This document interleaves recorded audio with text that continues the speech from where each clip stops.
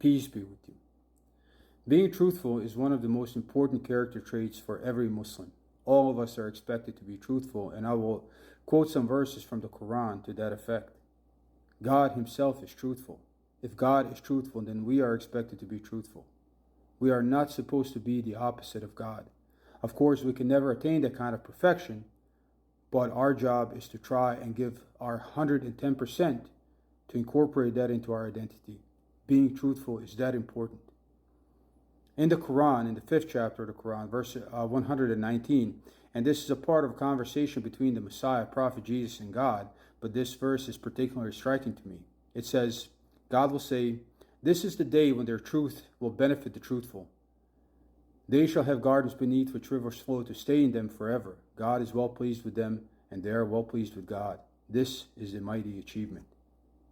To enter into the garden, to attain success, we need truth. And for every time we're truthful, we will be benefited by it. Consider that to the opposite, right? Consider the opposite, the liars. What does God say about the liars? In the 45th chapter of the Quran, verses 7 and 8, we're told, "Woe be to every sinful liar who hears the communications of God recited to him, then persists proudly as though he had not heard them. So announce to him a painful punishment." That's what liars get, a painful punishment. Or in the 39th chapter of the Quran, verse 3, we are told, "Now surely for God is pure religion, pure deen. And those who take guardians beside him, saying, we do not serve them, that they may make us nearer to God. Surely God will judge between them in that which they differ. Now surely God does not guide him who is a liar, a disbeliever." So God doesn't guide liars. So if we are liars, then we are not on the right path. We are not on Sirat al-Mustaqim. We are not guided by God if we are liars. In the 26th chapter of the Quran, verse 221 and 222, we are told, "Shall I inform you upon whom the devils descend? They descend upon every lying, sinful one." And the last verse I'm going to quote is from the 61st chapter of the Quran, verses 2 and 3. And it says, "O you who believe, why do you say that which you do not do? Most hateful to God is that you should say that which you do not do."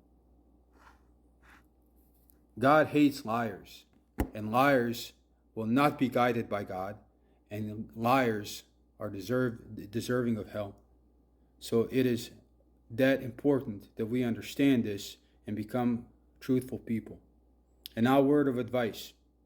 The only way I found that a man can be truthful, a man or a woman can be truthful, is that if they live a truly, sincerely moral life, the kind of life that God demands, so they will be not ashamed of their actions.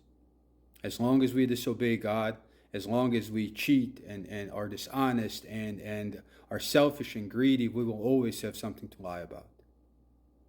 In the end, none of us are going to be perfect, of course, but the truthful will be saved by their truth. Peace be with you.